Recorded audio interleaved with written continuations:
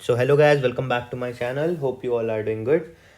आज का जो हमारा टॉपिक रहने वाला है वो रहने वाला है इंग्लिश की स्ट्रैटेजी क्या रखें 2024 के बाद वाले एग्ज़ाम के लिए। अब जैसा कि आपको पता है, इस बार जीके जीएस का बहुत ही ख़राब वेटेज था। मतलब ऐसा समझ लो 25 में से अगर तुम्हारे भाई 15 भी बस सही हो रहे हैं, बहुत बड़ा काम कर दिया तुमने। बहुत बहुत सही आदमी हो तुम। क्योंकि पीवाईपी से कुछ आया नहीं। प्रीवियस ईयर क्वेश्चंस तो समझ लो छुए ही नहीं। एक आध दो छुए तो छुए, बाकी अंड की मंडी चीज़ें पूछी कि रेलवे ट्रैक में डिस्टेंस कितना होता है, सचिन तेंदुलकर ने 100वां शतक कहाँ पे मारा। चलो माना कि बेसिक नॉलेज है, पर भाई हर कोई क्रिकेट नहीं देखता। क्रिकेट कोई नेशनल स्पोर्ट नहीं है इंडिया का। पर हाँ, जनरल नॉलेज तो है। खैर एनीवेज, आगे बढ़ते हैं और ये जानते हैं भैया इंग्लिश में कैसे हम 75 में से 71 मारेंगे। अब सबसे बड़ी चीज़ तो ये है, तुम सोच रहे होगे यार कि यहाँ पे ना मैंने 71 क्यों लिखा हुआ है। क्योंकि पॉसिबिलिटी ज़्यादा यही है, श्योर शॉट जो आपके मार्क्स बनेंगे इस तरीके से। ये जितनी चीज़ें मैंने लिखी हुई हैं, ये सारी चीज़ें, इससे आपके 75 तो नहीं बनने वाले। देखो जो फैक्ट बात है, 75 आपके तभी बनेंगे भाई जब आपकी किस्मत होगी। अब कहोगे ये कैसे भाई, ये तो एकदम डिमोटिवेटिंग चीज़ है, पर सच यही है। अब इसके पीछे का रीज़न ये है, देखो क्वेश्चन टाइप वाइज को पहले डिस्कस करते हैं कि क्वेश्चन आते कितने कितने कैसे कैसे हैं। तो मान के चलो पहला जो आपका रहता है ना, वो रहता है आपका एरर बेस्ड। ठीक है, एरर से क्वेश्चन आते हैं जो कि आप कह सकते हो ग्रामर से हैं। अब एमटीएस के, स्पेशली एमटीएस में क्या होता है ना भाई, कि आपका एक्टिव पैसिव और डायरेक्ट इनडायरेक्ट, समझ जाओ। अब नरेशन, इसको नरेशन बोलो भाई। नरेशन और पी क्यू आर एस या जो भी ABCD, ये दोनों टॉपिक समझ लो ना बराबर आते हैं। एक आध क्वेश्चन इसका फंस गया था शायद से इस बार, वरना आता ही नहीं है।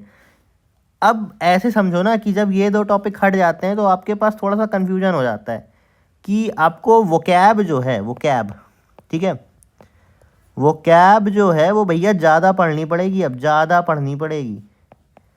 ज़्यादा क्यों पढ़नी पड़ेगी? क्योंकि जब यहाँ से कम होगा, अब वो 25 में से भाई देखो 20 एरर तो नहीं दे सकता कि 20 एरर दे दे। 5 वो देगा क्लोज टेस्ट के, ठीक है। क्लोज टेस्ट तो 5 आएंगे ही आएंगे, यानी आपको सॉरी 5 अगर आएंगे तो यानी 3 5 जा 15, 15 नंबर तो आपके डन होने चाहिए। देखो क्योंकि मेरे भी क्लोज टेस्ट में इस बार 5 में 5 थे। एक आपका वोकैब, आप कितनी भी वोकैब रट लो भाई, आपका एक वोकैब गलत होगा ही होगा। अगर बाई चांस किस्मत अच्छी हुई तो वो वोकैब का क्वेश्चन सही होगा, वरना वो सही नहीं होगा। चाहे तुम जितनी नाक रगड़ लो, जितनी black book, white book, blue book कितनी भी पढ़ लो, क्योंकि वो ठान चुके हैं कि उन्हें एक गलत कराना ही कराना है। अब बात करते हैं भाई, चलो ये तो समझ में आ गया कि 25 जो होते हैं वो किस्मत से होते हैं, तो 24 कैसे सही करें। तो भैया देखो, अमन वशिष्ठ सर की ना एक YT पे प्लेलिस्ट है, इसको पढ़ लेना। इसके बाहर से भैया कुछ नहीं आता, इसके बाहर से कुछ नहीं आता। इसको 5-6 बार रिवाइज करो, पेपर के 1-2 दिन पहले तक की नोट्स पलट पलट के देखते जाओ। एक आध दो रूल उन्होंने पढ़ाए, बाकी सारी चीज़ें समझा के करी हैं कि डिस्ट्रीब्यूटिव प्रोनाउन के साथ इस IMR क्यों लगाते हैं। ये सारी मतलब ये नॉर्मल टॉक्स उन्होंने कर रखी हैं अपनी वीडियोज़ में, बहुत ही बढ़िया।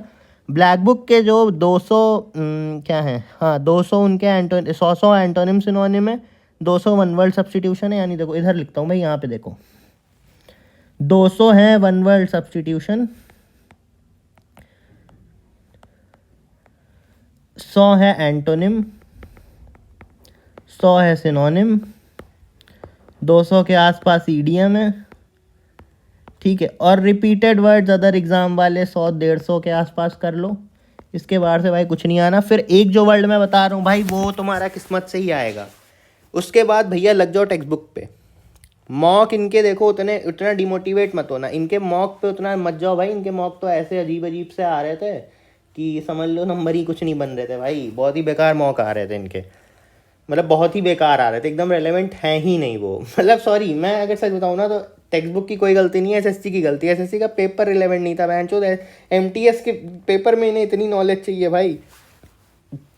खैर कुछ भी, हमें तो पेपर निकालने से मतलब है। तो प्लीज़ टेक्स्ट बुक के मॉक्स लगा के डिमोटिवेट मत हो, पर लगाओ जरूर कॉन्फिडेंस के लिए।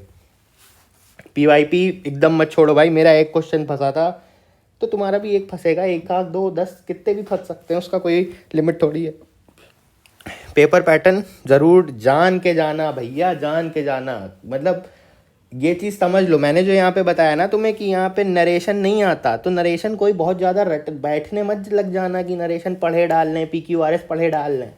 वैसे SSC का कोई फिक्स सिलेबस नहीं होता है, पर फिर भी इतना मत पढ़ो नरेशन कि बेफालतू में पढ़ लो।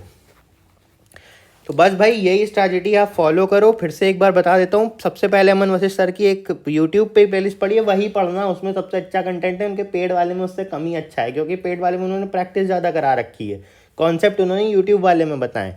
दूसरा ब्लैक बुक के ये 200 100 200 और 100 150 ये एकदम रट के घोल के पी जाओ भाई इतनी बार। देखो अल्टीमेटली तुम्हें मीनिंग से कभी ना कभी तो जाना ही पड़ेगा, चाहे तुम कितनी वोकैब रट लो, कितनी भी तुम रट लो, तुम्हें मीनिंग से जाना ही पड़ेगा।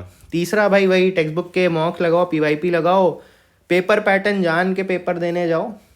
तुम्हारा MTS में इंग्लिश में तो काम हो जाएगा, बाकी सबको पता है सिलेक्शन भैया GK जैसी दिलवाती है आजकल, उसका कुछ किया नहीं जा सकता। पर हाँ, मैं उसकी भी एक स्ट्रैटेजी वीडियो बनाऊंगा, तो प्लीज़ चैनल को लाइक सब्सक्राइब शेयर ज़रूर कर देना। और अपना मतलब मेरे कमेंट सेक्शन में अपना MTS का स्कोर डाल दो यार, कि तुम्हारे कितने नंबर बने, और कैटेगरी और सब डाल देना यार उसमें। Thank you so much for watching the video.